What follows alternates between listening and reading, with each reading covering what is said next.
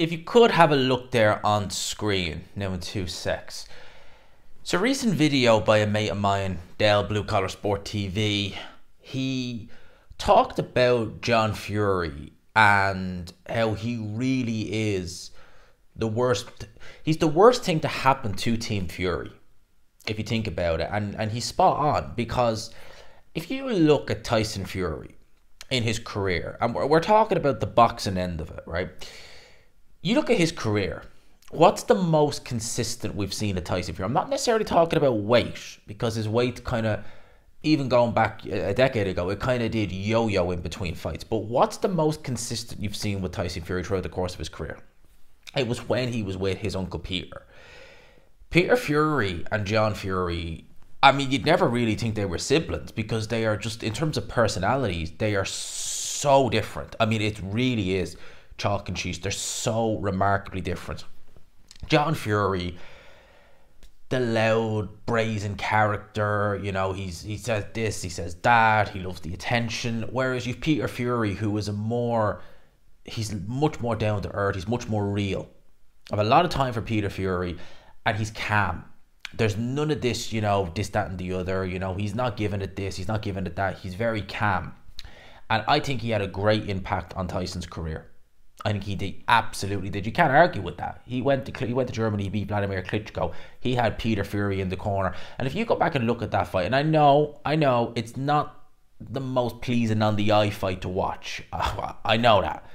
But listen to how calm Tyson is in between rounds. Listen to how calm Peter is in between rounds.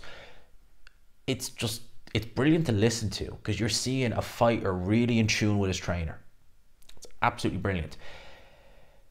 At the time when Tyson was working with Peter, for the majority of that time, John Fury was, well, we know what happened with John Fury.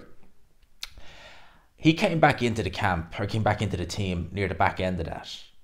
And you can see in some of the little training clips that they were releasing for the Klitschko fight, where Peter is saying one thing and John is saying this, and Tyson saying, no, I'm listening to Peter.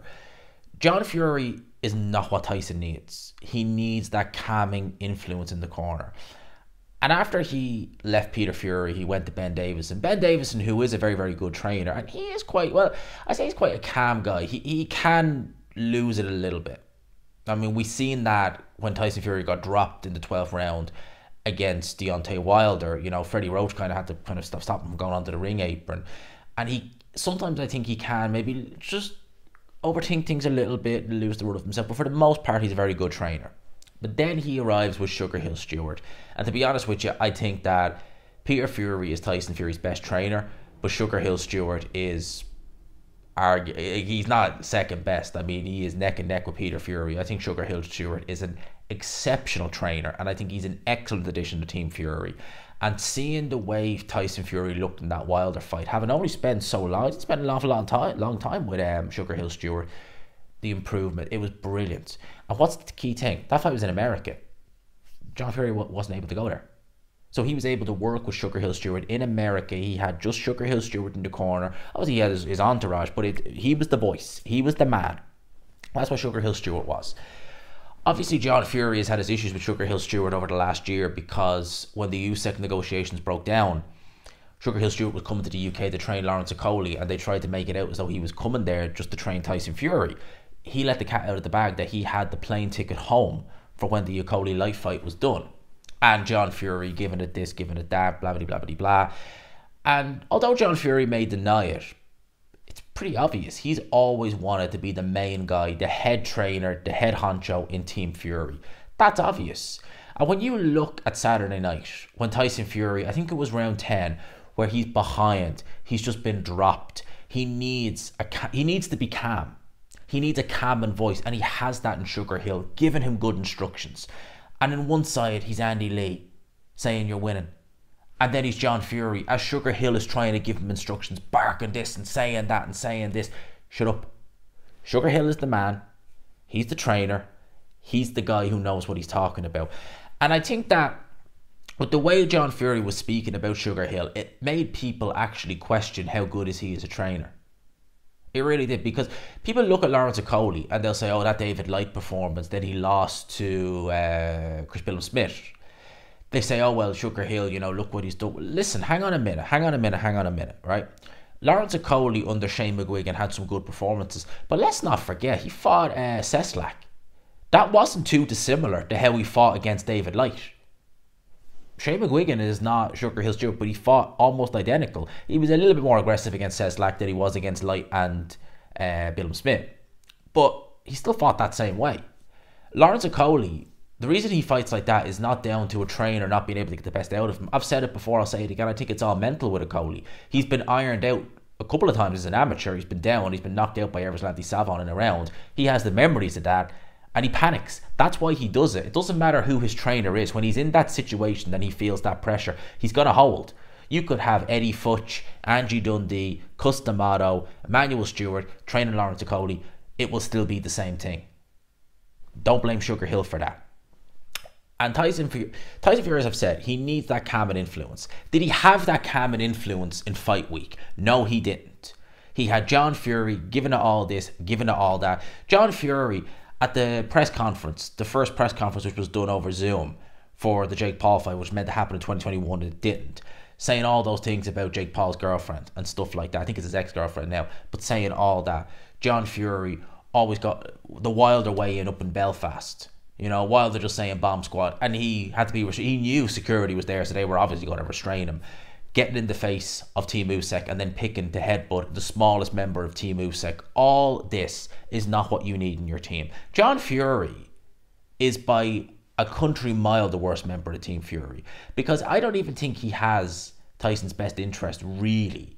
All he cares about is getting himself front and center. He wants to be the man, the head trainer that everything revolves around. And it's pretty obvious. And why hasn't? If John Fury is this, because a lot of the Fury fans will say that John Fury knows boxing, right? And listen, he does. I'll give you that, he does. But obviously Tyson himself knows I can have him in my corner, I can have him in my team, but I can't have him as my main coach.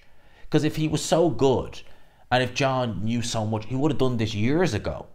But he hasn't. Why is that? John Fury is one of the biggest problems in Team Fury. And I don't think it's any coincidence that as soon as John Fury came back into the team, that's when we started seeing problems. That's why, look, Tyson has never been someone who kept himself in shape in between fights. Again, as good as he looked under Peter Fury, you see some of the weights. He was 240, he was 250, he was 260. He was fluctuating in between fights. But there wasn't, how would you say it? He didn't have these weird performances where he's good and then bad and good, and you're kind of like, what the hell is going on? He was a lot more consistent with Peter. And I think that with Sugar Hill Stewart, if he was able to just work with Sugar Hill full time and he had no excuse, he had no, he didn't have John and stuff making all this blah, blah, blah, blah, he's this and he's that and you do this. I know it's hard because Sugar Hill's in America, but if he had that, I think we would see a lot better. We would see a much better Tyson Fury. I think Sugar Hill Stewart is an exceptional trainer. Sugar Hill Stewart is not a man who... He's not someone you want to mess with. And I don't mean that in a sense of, he'll do something or anything like that, but he seems like a man of great integrity. He seems a very prideful man. And I can't imagine that he was very happy on fight night to try and give Tyson Fury and good instructions, mind you, to have John Fury barking orders over him and saying this and saying that. Tyson Fury, if he is going to carry on boxing, which is a big if he is going to carry on boxing, if he is going to try and beat Alexander Usyk in a rematch, if he is going to try and salvage something in his boxing career and get another good win, I think the only thing he needs to do is he needs to get John Fury out of his team. And to be honest with you, you could say, could he keep him at a distance? To be honest, I would say just no. I would say John Fury is his father. He'll always be there. But he needs that calming influence. And the best I ever seen Tyson Fury was when John Fury was gone. He wasn't there with Peter. Could he get back with Peter? I don't know. Sugar Hill, I think, is a great fit. I think he's an exceptional trainer. And I think this is not even a Fury issue or an issue. Boxing fans, at one stage, it was all about DO. If a fighter loses, he's no good, which is nonsense, obviously. Tyson Fury lost. Is he good? He's a brilliant fighter. End of it. Anthony Joshua lost. Is he good? He's a brilliant fighter. Now it seems like fighters nowadays are fans. When a fighter loses, they're not having to go with the fighter, which they shouldn't. They're having to go with the trainer. Derek James is a great trainer. Errol Spence lost to Terence Crawford. So what? That doesn't make him a bad trainer. Sugar Hill Stewart Ben Whittaker left him. And how did he look in his next fight? Not particularly good. Lawrence Okolie lost to David Light. Or not, didn't lose to David Light, lost to Bill Smith. Yeah. And he looked terrible in that fight, but that wasn't down to Sugar Hill. That was just Okolie holding for 12 rounds incessantly. Just because a fighter has an off night, it doesn't reflect on the trainer. The trainer could be trying his best. He could be giving him sound instructions. If the fighter can't follow it, what good is that? You could be Emmanuel Stewart. You could have Emmanuel Stewart in your corner, but not be a good fighter. Manny Stewart didn't get fighters to world level. Not all of them. Doesn't mean you're a bad fighter. Doesn't mean you're a bad coach if your fighter loses. And John Fury, again, I've said his behaviour in general, I mean, his behaviour is appalling. He's a horrible man. He really is. And his behaviour this week in particular, fight week, or last week, was just horrific. It really was. Tyson Fury doesn't need that. He needs a calming influence, which he has with Sugar Hill Stewart. Andy Lee is quite a calming guy in the corner, but I think Andy Lee, he shouldn't have been saying, you're winning the fight. Just that, you let Sugar Hill. He wouldn't like that if someone was doing that to Paddy Donovan or Joseph Parker now, would he? No. Calm. That's what he needs. And he needs to get rid of John Fury from that team. Gone. Because it's not helping him.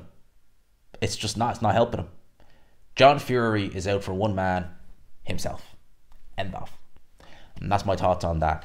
I'll leave it there. I would say this is the last video I'll do on that for a little while, unless more news comes out.